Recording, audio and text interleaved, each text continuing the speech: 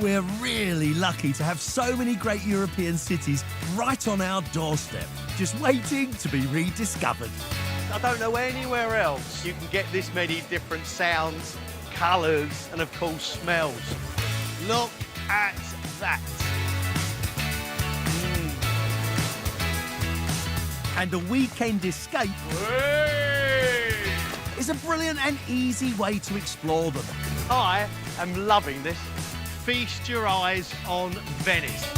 So I'm going to have loads of amazing food. Go on, baby. Sizzle. Sizzle! I may have found the best food in Amsterdam. See some amazing sights. Colosseum! This is the famous Checkpoint Charlie. Wow. This is stunning. And check out the culture of each city. You are the bravest people in Europe, and maybe the craziest. Guys, I'm inside the fountain. I'm part of the Trevi Fountain. So I'll be packing lots Come and have a look at this. into my 3-day trips. Oh, wow. We're up on the roof. There is beer, there is wine, there is sunshine music, and there are lots and lots of smiles. Showing you how to get the most out of a weekend getaway. I feel like Audrey Hepburn.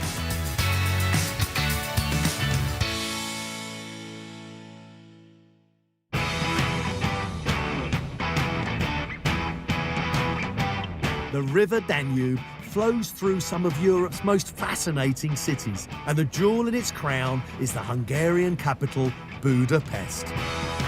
It's an affordable option for a long weekend, with prices generally just 2/3 of the UK. And for that, visitors can experience a mix of grand, imposing architecture, hearty food, and fascinating history. Plus, it only takes a short 2.5-hour flight to get here, so I have plenty of exploring time on my first day. Thank you. Fabulous Budapest. So happy to be here. I've actually been here before, but only for a day. It was a river cruise down the Danube, and there was so much of the city I didn't see. I always promised myself I'd come back. Now, I've only just arrived, and my hotel is actually a few minutes walk away, but there's something that I really want to see. Built in 1895, Fisherman's Bastion was Hungary's 1000th birthday present to itself. Today it's become a must-see sight, not just for the decorative fortifications, but also for one of the best views in the city. Look at this. Absolutely stunning.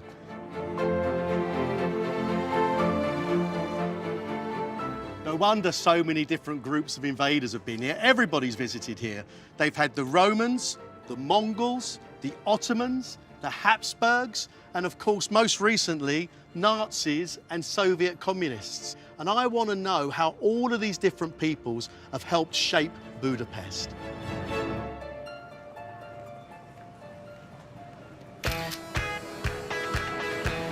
Budapest has a reputation as one of the great European city breaks. But before I can get stuck in, I need to drop my bag at the hotel. Top floor. Thank you, sir. Oh, it's nice and clean. Walk-in shower. Big telly. That'll do. Oh, yes. Look at that. Now that is quite spectacular. Now that is a great view of the city. And there it is, the famous Danube River. It's a natural divide between the two old cities, Pest this side and Buda the other, hence Budapest. I suppose 2 cities for the price of 1, right? Hope the cafes are open. When you arrive in a new city, it's important to get your first stop right. Hello, Budapest. Look at that. Most people will try and understand their weekend home by heading to a great museum or joining a whistle-stop tour. But I like to get my history lessons a slightly different way. Now, I know you can tell a lot about the culture and history of a place through its food. And I've heard that you can see the many layers of Budapest history in its cakes. Well, be rude not to, right? It's rare to find cakes in Hungarian restaurants. Instead, you have to head to a kookrasta. Well, that's a cake shop to you and me. and these places are historical treasure troves. Now here you can clearly see Ottoman influences from the 15th and 16th century and the Austro-Hungarian Empire through the 19th century. The Austro-Hungarian Empire ruled across much of Eastern and Southern Europe at the turn of the 20th century, and it brought Viennese sophistication with it. Look, this is the Kremesh, and you'll see this wherever the Austro-Hungarian Empire used to be. Kremesh, please. I have a fork. Look, can you see? Sweetened vanilla cream, 2 layers of puff pastry.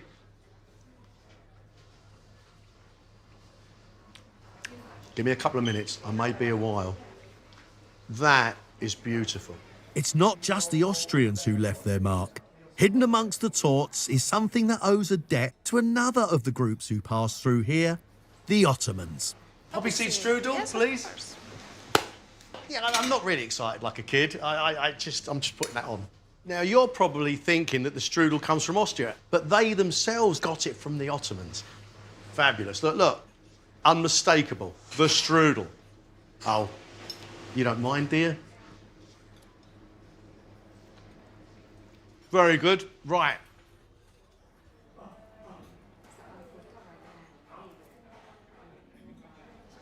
Which of these cakes is the most popular? The most popular cake here is the dobosh cake. It's a typical Hungarian cake. Dobosh cake. Dobosh. Can I have a slice? Yes, of course. Invented to serve the royal family back in the 1880s, the recipe for deboshtot was a secret until the 1990s. But since then, it's become hugely popular here. Ah! That is not a cake, that is a piece of art. Look at that. Oh, it's hard. It's like a pastry toffee apple. Oh, my word. Sponge and inside there, cocoa-rich chocolate cream.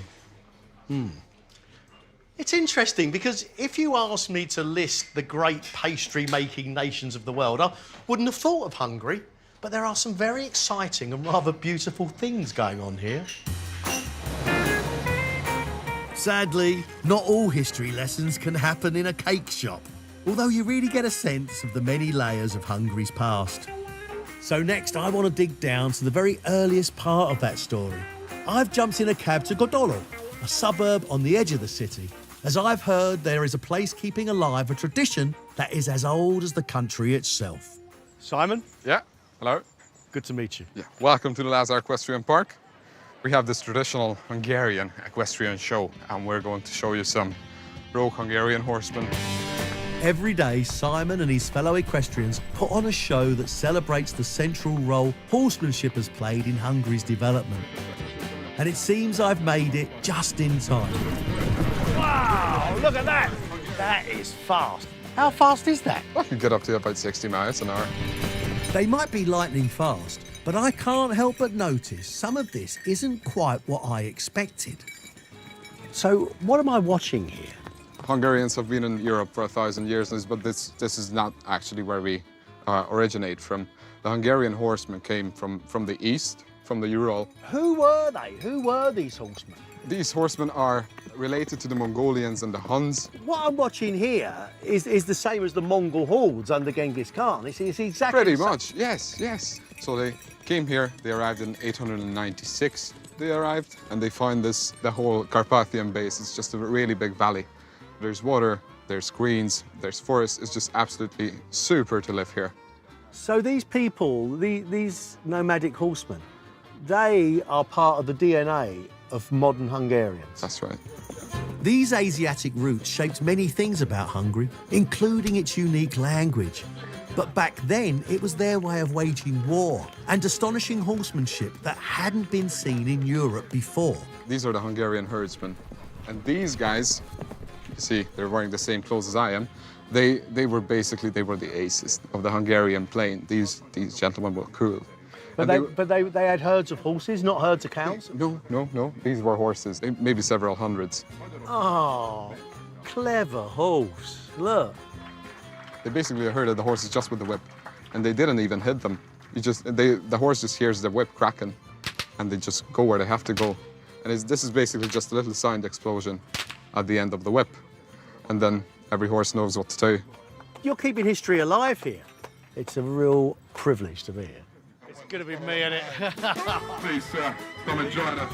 Once a show, these guys give a member of the audience the chance to have a go at the whip. And today, yours truly has been nominated.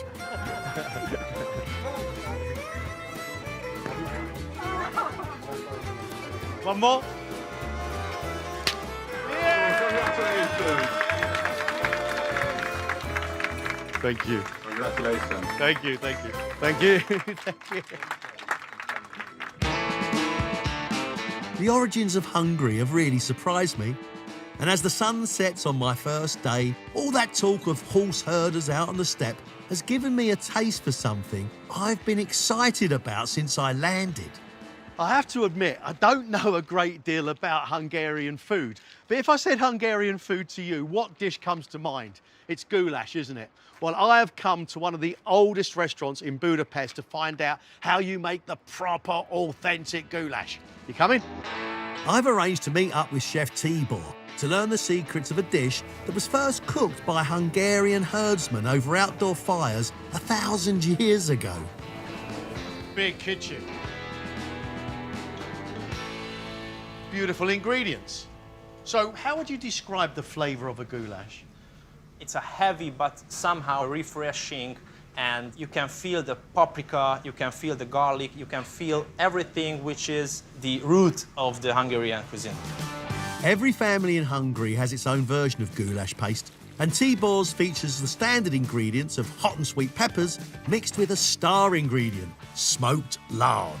In the ancient times, they used it in a cauldron, but here in the kitchen we don't use cauldrons and open fire. That's why we use the smoked lard. Brilliant. So in older times, Yes. smoke flavour would have got in because of the fire. Yeah. But now you have your lard smoke. Yeah. And let's start basil. How's my technique? Really nice, yeah. Is that right? Yeah. What happens to that now? First we cook the meat with onion and with paprika, so we make a stew. And after that we use this one as it's a flavor, yeah. Right, so you cook the meat with the onions. Yes. This paste goes in at the end. At the end, Not at the the, end. Not the beginning? No, not the beginning, yeah. Oh, wow, that is very different. That has really surprised me. Listen, thank you so much. I need to taste this now. Please. Can I have a dish in your restaurant? Yeah, sure. See you soon. See you soon, Greg. Tibor's family have been feeding the locals on the Pest side of the river since the 19th century, so they must be doing something right. Oh, wow. Thank you. Oh, my friend. Listen, I love wet food. Food you can eat with a spoon. Yeah. Yeah, it's my favourite. Have you ever tried before goulash? I have only ever had goulash in my own country, so the answer is no. Much more depth than any goulash I've ever had before. Layer upon layer of flavour. Goulash is famous around the world. Is this a national symbol? We are really proud of this food and we use it as an image of our country. But at the same time, it's a two-bladed weapon because still a lot of places, as far as I can see, they not do it properly. My wife is Italian, okay, and like some Italian dishes, like lasagna, they get really happy with a good lasagna, but really angry when they get a bad one. Same thing here with the goulash. I will never, ever think of goulash in the same way. Thank you very much. Hey, have we got some more left? Yeah, sure.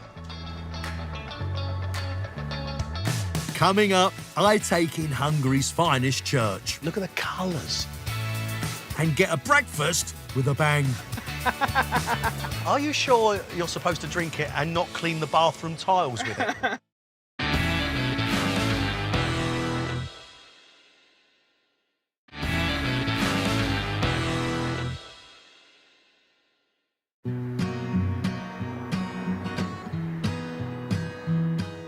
I'm following in the footsteps of the 4 million foreign visitors who come to Budapest every year. And when I'm away, I make a habit of hunting down a local breakfast. It's a great way of learning a bit more about a food culture, especially one with as many layers as Budapest. So I'm up early to meet local food guide, Mate. Mate? Yes. You're gonna go have breakfast? Yes, some sausages. I love sausages. Fantastic idea. So that's one of the most popular breakfast places in the city for the locals, called Húsimádó, meat lovers in English. Well, you can't go wrong with a restaurant called Meat Lovers. Good morning. Hello. This is a butcher's shop, right? Yes, that's a butcher's, but guess what? In Hungary, you can eat in the butcher's. They have beautiful grilled sausages. Would you like some? Yeah. No, seriously? Do you take it away? You can, but you can eat it also here. It's estimated there are 1,000 types of sausages in Hungary, and this place seems to be doing a good job of stocking them all. It's a pork palace. Okay, a lot of pork. Yes, a lot of pork. We eat a lot of pork. So during the Ottomans, that was the only meat without tax. And also today, that's the only meat where you pay only 5% tax on. So that's the most popular meat, the pork. Everybody eats pork. During the Ottomans, the pork here wasn't taxed. That's because they're Muslim and don't eat pork, right? Yes, sure. Okay. Can we try some? Sure. You wanna put Mate wants me to try sausages served the traditional Hungarian way, with cabbage, bread and sweet mustard. Mate, is that a normal sized portion? Yes. I mean, there must be, what, a quarter of a pig in there? I told you to come with empty stomach. Right, what is this one? So this one is the traditional sausage, kolbász, with pork meat, pork fat, garlic, paprika. Oh, I am happy. I'm so happy. You like So sausages? happy. Yeah. That's almost sweet at first, and then smokiness, and then that paprika, almost up to a burn. Yes. That is a delightful sausage. And this one? That's the blood sausage. That's the black pudding. Yes. Right. We have famous black pudding in England. So let me see how this compares. Please.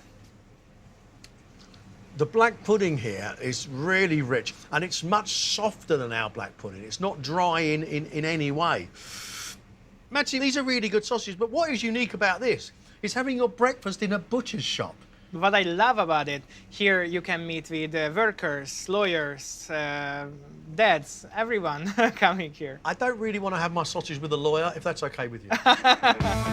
You might think that 3 sausages is a sufficient breakfast, but that doesn't seem to be the Hungarian way. Don't eat too much. I have something else to show you. Just round the corner is Hunyadi Market, a real locals hangout first thing in the morning. It's packed with people searching out produce and traditional breakfasts. More breakfast. All right, okay. Food and food and food. Breakfast is important. All right, what is it? Actually, this is langos, written like this. That's deep fried dough, a fluffy flatbread, topped with garlic, sour cream, and cheese. A savoury donut fried with cheese. Can you imagine? Right, I'm up for it. Come on. How do I say 2 in Hungarian? Kettő, Kettő. How do I say please? kérem.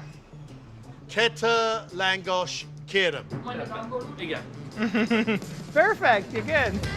These langos have their origins in the cuisine of the Ottoman Empire, but there the fried bread was mostly sweet. And while there are different varieties in Hungary today, the cheese and sour cream topping is definitely the most popular. Wow. That is serious. Oh, that's good. You like it? Oh, that's really good. I think this would be really good with a pint of cold beer. I have something even better suggestion for you. This is... Better than beer? Yes, you will see. Kérhetjük a pálinkát egy pohárra? This is pálinka. What is palinka? Palinka is a fruit brandy, 60% alcohol. Yeah, but you don't, people don't have this for breakfast. Yes, sometimes they do. Winter times, warming up a little bit, have more power for the day.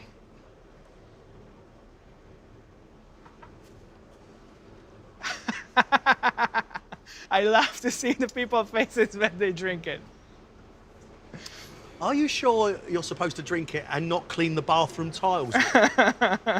Thank you, Mate. You are real good fun. I've got a feeling it's going to be a good day. Thank you very much. Have a great day in Budapest. Cheers. Homemade brandy at 8 a.m. certainly gets you set for a day of exploring.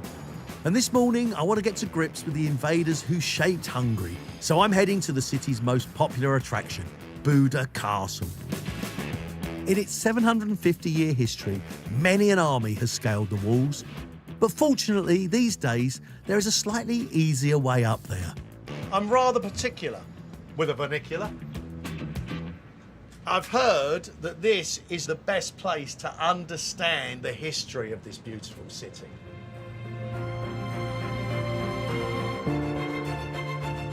This castle is the second biggest in Europe and is more like a city in its own right. There are churches, homes and grand buildings of state. It's so big you could get lost. So I've organised to meet up with local guide Danielle, who wants to start at the oldest part of the castle. Oh, wow. Amazing, isn't it? With these stones you see around here, this is how the history of Buda Castle begins. We are in 1241-42, and the Mongolians all the way east from Asia, they have arrived and they made a huge massacre. They killed 40 to 60% of the people living in this country. 40 to 60%? That's horrendous. So, did they attack the other side of the river? Is that east? Exactly. Buda is the western part, Pest is the east. They would come all the way up to the Pest side, easily pillage the whole thing, get up to the river, but they could not cross. After that, what happens? An especially cold winter. The river freezes. And that was like a death note. I'm just imagining being here as a family man, looking across the river at the Mongol hordes devastating the people and buildings just the other side of the river. Yes. Feeling safe because you have the river as a barrier, and then watching it freeze over. Exactly. So what has this got to do with the castle here? The Mongols left back to Asia, and the king Bela IV decided that in response he must build stone castles, because such castles will withstand a similar attack. And this is what was built here. This is how the history of Buda Castle begins. The great thing about this castle today is that it's not just ruins and ramparts. There's all sorts to explore. Oh, now that is beautiful. This is the prettiest church in Budapest. Matthias Church was built back in the 14th century and is considered one of the finest Gothic buildings in Europe. But Danielle reckons it's also key to understanding Hungary's next great invaders. Oh. Now there is a sight. 1 minute, let's just take this in, because look at that beautiful vaulted. Look at the colours. Look at the decoration. This is very unique. We are standing in the oldest church on the Buda side of Budapest, and yet the interiors, they were made in the late 1800s. Why so late? Because before that, for 145 years, this church functioned as a mosque. It was the Ottomans who turned this church into a mosque. They controlled the city back in the 16th and 17th century and used it as a launchpad for several unsuccessful attempts to reach the Austrian capital, Vienna. What we see here, it might resemble, it might give you a little bit like an Eastern Asiatic feeling. This is because of the origins of the early Hungarians arriving from Asia. The Magyars. The Magyars. Before we leave the castle, Danielle has very kindly offered to show me the exit, literally. We've come to the most famous of its gates and the site of, you guessed it, another invasion. We have made it to this part of the Buda Castle through Vienna Gate. If you like to talk back to your mother and you are a Hungarian child, you will hear eventually your mouth is as big as the Vienna Gate. In 1686, this was the place where a large Christian army that called itself the Holy League would come and take Buda Castle from the hands of the Ottomans. Some people would call this the last crusade. It ended up in a giant massacre. They did not show mercy, not only to the Ottoman people, but neither to the Jewish people living in the castle and nor to many of the other residents. Budapest has a great history, and it's had many different rulers. Can you see those different levels of peoples in Budapest today? I would say that this history that we have, this is what made us who we are today, and all of the influences, they are all in this city. You can feel it in the air even. Coming up, I head behind the Iron Curtain. That's a proper Cold War Russian Jeep. and get a proper taste of Hungary. This has got to be one of the best food markets I've ever seen.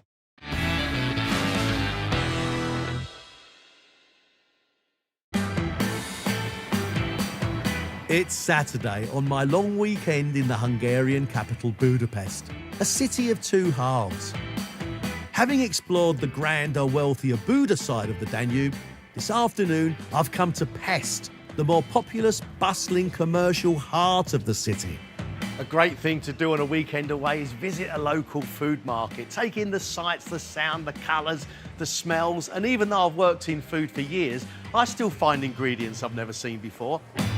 Central Market is the largest in the city and has been serving up an amazing array of produce since the end of the 19th century. Look, this has got to be one of the best food markets I've ever seen. It's beautiful. From 6 a.m, these three huge floors are packed with locals stocking up and looking for lunch. And to understand what is on offer, I've organised to meet up with a food guide. Hello. You must be Hello. Nelly, right? Exactly. Where do we start? Let's go. I think you can see a lot of the history and the culture of a nation in its food. I absolutely agree.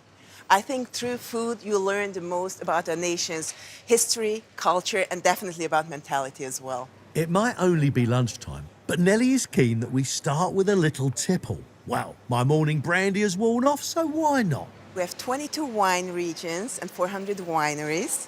Only 3 or 4 of them got promoted during the Cold War times. So that's why a lot of people don't really know our wines. And how long have you been producing wines? The Romans who were here 2,000 years ago, they brought the first grapes here. Now, look, I do like my dessert wines. Yeah. I know that Hungary produces Tokai. Yes. Can we try some dessert wines? Are there different types? Yes. Depending on the number on the bottle, it shows how many of these buckets of really overripe sweet grapes are in it. So as higher the number, as sweeter it is and as more expensive it is. I am learning so much. We need to sample. We need to try. Thank you.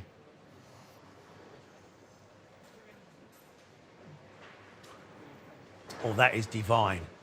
That is like honey with a little bit of the sharpness of apple juice, leaves a little bit of heat in the back here.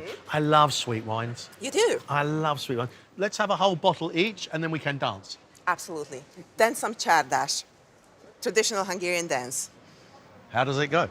Well, you go like this. And I will have a go. I hadn't expected to get my dancing shoes on this early in the day, but it seems this market is full of surprises. From luxurious caviar to deeply smoked salami, there is all sorts on sale here.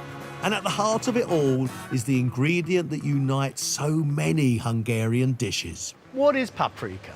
Actually, we call everything paprika, what has to do with bell pepper, chili, capsicum. And everything we make out of it, we call it paprika. So a fresh pepper, you call that paprika? That's paprika. And if a chili, you call that paprika? We call it chili paprika. Right. And is it in many, many dishes? It is in most of the Hungarian dishes.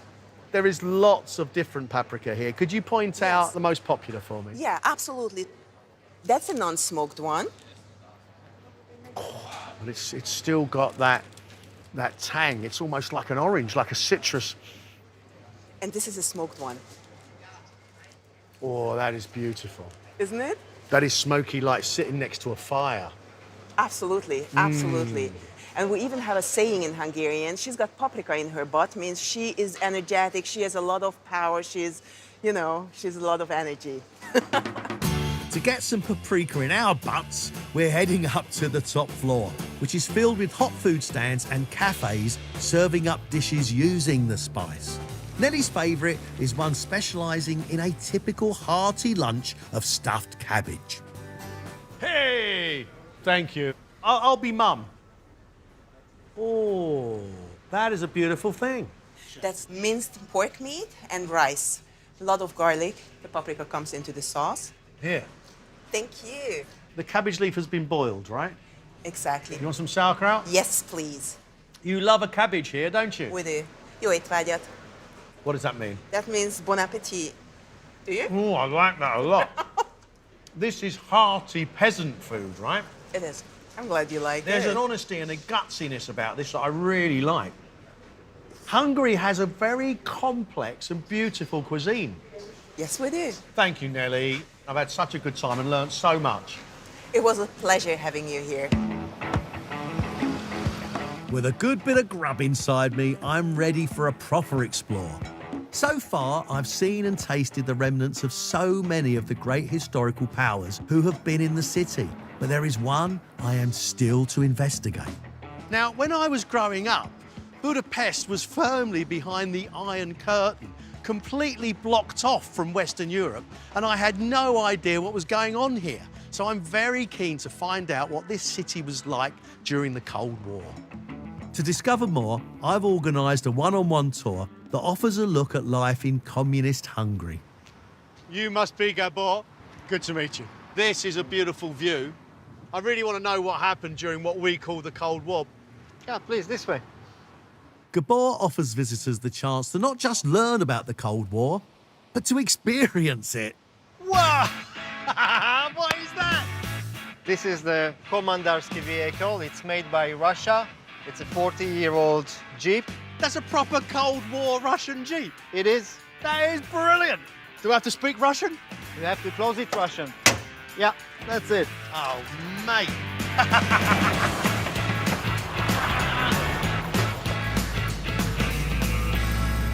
I want to know what happened here after World War II.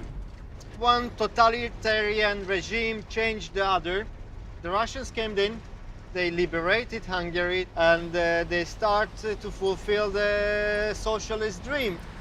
And how tough was the regime? As a communist country, everything had to belong to the country and not to the people. So all the land, all the properties, all the animals, and all the tools you was using, you had to give to the government. Then they created a new era. This new era would dominate Hungarian life for 45 years, often in a brutal way. Gabor wants to show me a place that was at the heart of this astonishing authoritarianism. What are we looking at? What is this? We are stopped by the House of Terror. It's been a House of Terror from the Second World War till the 80s. First, it was the main offices of the Nazi Party of Hungary. What happened to it at the end of the war?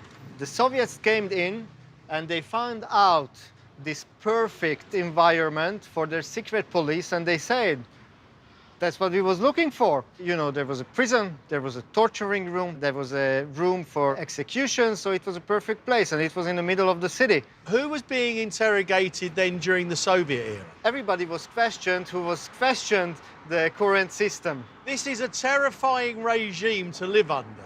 It is. You was scared to talk about because you never knew who was listening.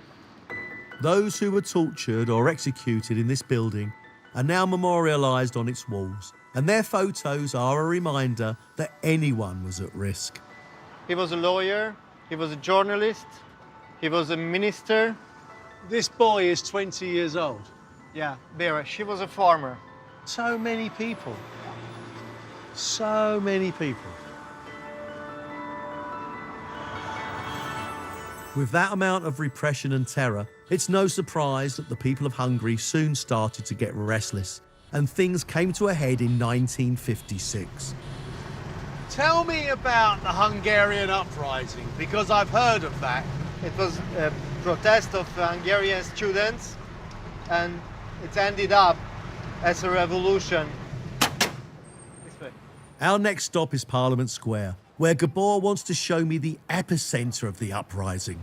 And what happened to that revolution? It was last only for 2 weeks, but very fast. The Russian troops marched in with their new T-55 tanks. The security forces were starting to shoot them, and they just got the revolution, and they strengthened their position in Hungary. You can see the bullet holes up there on the building, still here. Do you think Hungarian people have kept that building with the bullets on purpose? Yes, they kept there with the purpose to remember.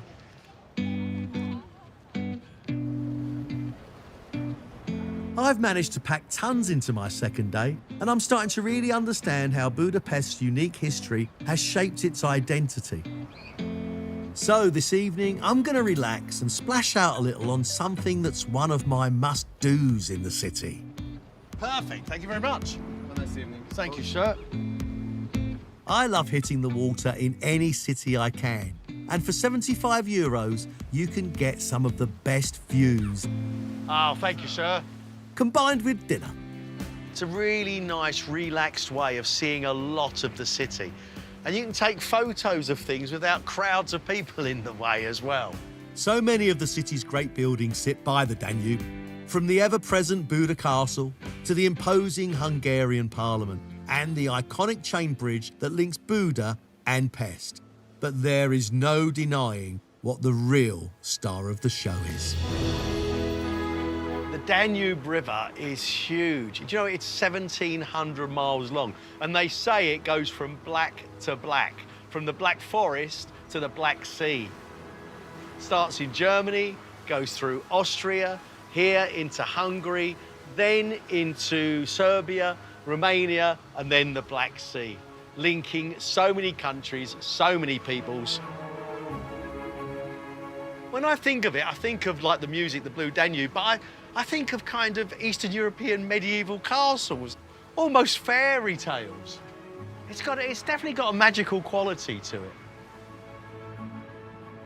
As the lights come on around the city, Ah, thank you very much, my friend. Wonderful. the crew serve up a meal of traditional Hungarian fare, perfect for keeping warm. A beautifully cooked leg of duck and some sweet red cabbage. Absolutely lovely. It's lovely. It's really lovely. Coming up, Seriously? I get a taste of the high life. This has got to be the poshest breakfast I've ever had. Before being jolted back down to earth.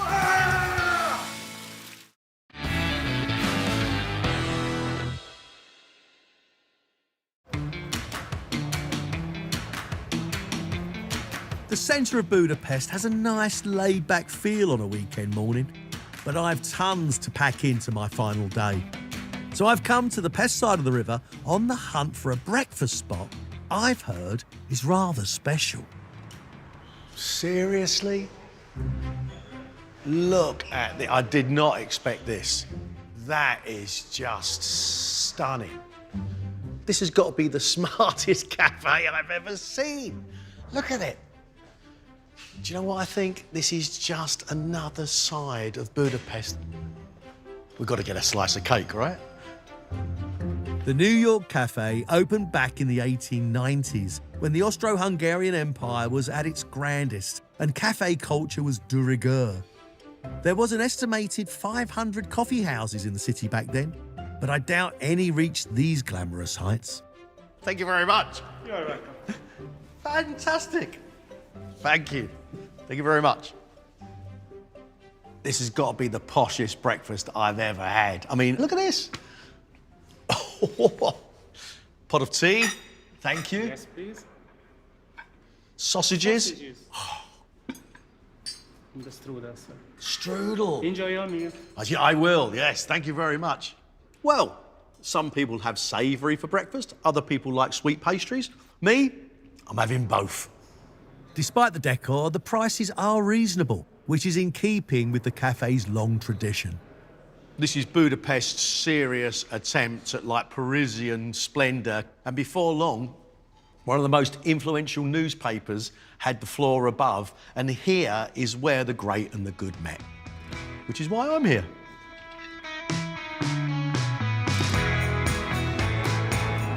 This city continuously surprises you with a history that stretches back through the Communists, Ottomans, and Mongolians. But it goes back even further to the days of the Romans. And they left behind something I'm keen to try before I leave. There are over 100 hot springs, from the grand and opulent to the modern and chic. So I've come to the almost 500-year-old Rudish baths to meet up with local Nick. Good to meet you. Nick, I've been walking around Budapest in the sun for 3 days. Am I in the right place to rejuvenate and repair? You're in the perfect place, Greg. This is exactly what we do when we come here. We come here to heal. Heal. So these waters, they're minerals inside, which if you've got some kind of problem in your muscles or your joints, it's actually a very useful tool to help you rehabilitate. I think if I lived near here, I'd keep inventing a different problem with the ankles, just so I could come and visit. You most certainly wouldn't be the first person to do so. Doctors give you discounts to the spas if you have some kind of problem. You know, this is part of the culture of Budapest I really admire. Whilst the Romans discovered the hot springs, it was the Ottomans who really honed the bath scene, bringing with them a love for thermal treatments. And Nick has promised me a little Turkish delight. Look at the size of these guys. Did you order them this big? This is the only size they come in. Oh, that's nice. Oh, that's warm water. That's a good start, right? How long have there been baths here? This dates back all the way to the Roman times. So the Romans actually settled here because of the thermal waters. But if we talk about the baths themselves, it's actually the Ottoman Empire who built these baths, which we still use today. If I come every week, do you think my hair might grow? Spas do help in a lot of things, but they don't do wonders. Oh, that is fabulous. This might not be a miracle cure, but it is very relaxing. And before we leave, Nick recommends a final treatment that will give me energy for my journey home. Oh, this is a different kind of thermal water. You're probably going to feel it straight away. Oh, that's cold. Oh, that is really cold. That's super cold. Go on, get in. Not as nice anymore, is it? Ah! Ah! Ah! Oh, that is freezing. Wow! Whoa! Right. They said, come to Budapest, eat some nice food, see some good architecture. They did not say freeze your bits off. Come on. Having been jolted into action, I'm ready to head home. It's been an amazing weekend, and I've been really captivated by this city's fascinating story. One that stretches from Romans to Russians.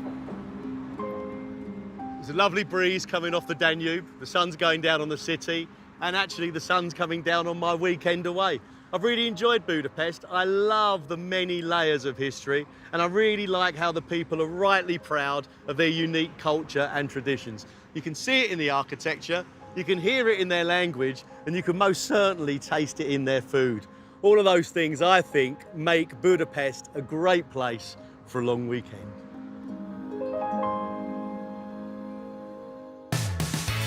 And Gregg's back with another Big Weekend, new next Friday at 8. You may know the history, but you don't know her story. Channel 5's brand new 3-part drama Anne Boleyn starts Tuesday at 9.